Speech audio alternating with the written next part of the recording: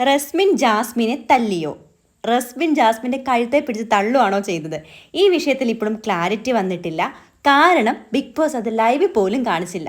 മാത്രമല്ല നമ്മുടെ ആ ഒരു ഇഷ്യൂ, പഴയ ഒരു ഇഷ്യൂ കിടക്കുന്നുണ്ട്. സിജോ റോക്കി കോടതിയിൽ ഒരു കേസ് നടക്കുന്നുണ്ടായിരിക്കാം, ആ ഒരു സീൻ കാണിച്ചിട്ടേ ഇല്ല. എന്താണെങ്കിലും തല്ലുവോ തള്ളുവോ ചെയ്തിട്ടുള്ള റസ്മിനോട് ജാസ്മിൻ ക്ഷമിച്ചിട്ടുണ്ട്. ജാസ്മിനും റസ്മിനും കൺഫെഷൻ റൂമിൽ ഇരുന്ന് ഒത്തിരി കരച്ചിലായിരുന്നു.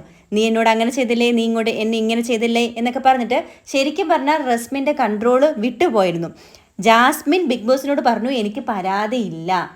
അപ്പോൾ റസ്മിൻ പറയുന്നുണ്ട്, ഇല്ല ബിഗ് ബോസ്, ഞാൻ തെറ്റാണ് ചെയ്തത്, ഞാൻ ശിക്ഷ മേടിക്കാൻ അർഹയാണ്. ഈ ഒരു ആക്ടിൽ ജാസ്മിന് പരാതി ഉണ്ടോ എന്ന് മാത്രമേ ബിഗ് ബോസ് ചോദിച്ചിട്ടുള്ളൂ. അല്ലെങ്കിൽ തല്ലിയതിലോ അല്ലെങ്കിൽ തള്ളിയതിലോ ഒന്നും എടുത്തു പറഞ്ഞിട്ടില്ല. കാരണം ജനങ്ങൾ അറിയണ്ട എന്ന് ബിഗ് ബോസിന് ഉദ്ദേശമുള്ളത് കൊണ്ട് തന്നെയാണ്. അപ്പോൾ അങ്ങനെ ആകുമ്പോൾ ഇപ്പോൾ ക്ഷമിച്ചുവെങ്കിൽ അങ്ങനെയാകുമ്പോൾ സിജോയുടെ കേസിൽ റോക്കിയോട് സിജോ ക്ഷമിച്ചതായിരുന്നല്ലോ, പക്ഷേ റോക്കിനെ പുറത്താക്കുകയാണ് ചെയ്തത്. ആ ഒരു തീരുമാനം എന്തുകൊണ്ട് ഈ റസ്മിൻ ജാസ്മിൻ പ്രശ്നത്തിൽ എടുക്കുന്നില്ല എന്ന് ലൈവിലൊക്കെ ഒരുപാട് പേര് കമൻറ്റ് ചെയ്യുന്നുണ്ടായിരുന്നു. സത്യത്തിൽ എന്താണ് ജാസ്മിനും റസ്മിനും തമ്മിലുള്ള പ്രശ്നം?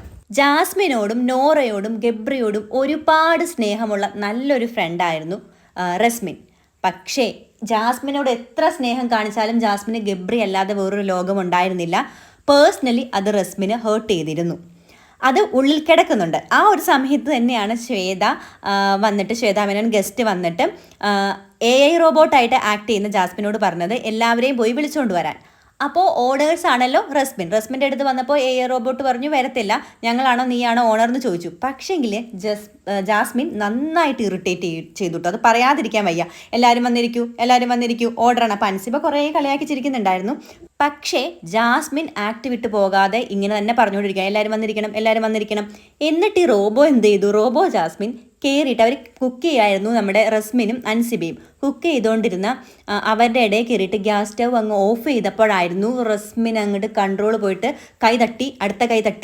അടുത്തത് കഴുത്തിന് പിടിച്ച് തള്ളുവോ, തലയിൽ നിന്ന് ആ ഒരു ഹെൽമെറ്റ് എടുത്ത് വലിച്ചെറിയൊക്കെ ചെയ്തു. പക്ഷെ അതൊന്നും കാണിക്കാതെ മറ്റേ നമ്മുടെ ശ്വേതയുടെ മുഖമാണ് കാണിച്ചത് കേട്ടോ. ഹെൽമെറ്റ് വലിച്ചെറിഞ്ഞു, പക്ഷേ ബാക്കി റസ്മിൻ കഴുത്തെ പിടിച്ച് തള്ളുവാണോ മോന്തക്കിട്ട് അടിക്കുവാണോ എന്താ ചെയ്തതെന്ന് ക്ലാരിറ്റി ഇല്ല. കാരണം അത് കാണിക്കാതെ ബുദ്ധിപൂർവ്വം ക്യാമറ മറച്ചു ശ്വേതാ മേനോൻ്റെ മുഖം മാത്രമാണ് കാണിച്ചത്.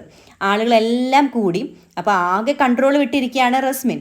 ബിഗ് ബോസ് എല്ലാവരോടും വന്നിട്ട് ലിവിങ് റൂമിൽ ഇരിക്കാനായിട്ട് പറഞ്ഞു. ആ സമയത്ത് ഇരുതയിൽ എണ്ണ ഒഴിക്കുകയായിരുന്നു സിജോ ഒരു വിക്ടിമാണല്ലോ. ഒരിക്കൽ ഒരു അടി കിട്ടിയതുകൊണ്ട് സിജോ ജാസ്മിൻ്റെ ഭാഗത്ത്, അല്ലെങ്കിലും ജാസ്മിൻ്റെ ഭാഗത്ത് തന്നെയാണ് ഇപ്പോൾ സിജോ നിൽക്കുന്നത്. ഇങ്ങനെ പറഞ്ഞുകൊണ്ടിരുന്നപ്പം നോറയാണ് അടുത്തിരിക്കുന്നത് റസ്മിൻ പറഞ്ഞു, ഒന്ന് അവനോട് മിണ്ടാതിരിക്കാൻ പറയാവോ നോറ. അപ്പം നോറ പറഞ്ഞു, ഒന്നും മിണ്ടാതിരിക്കുക, അവളൊന്ന് കൂളാവട്ടെ.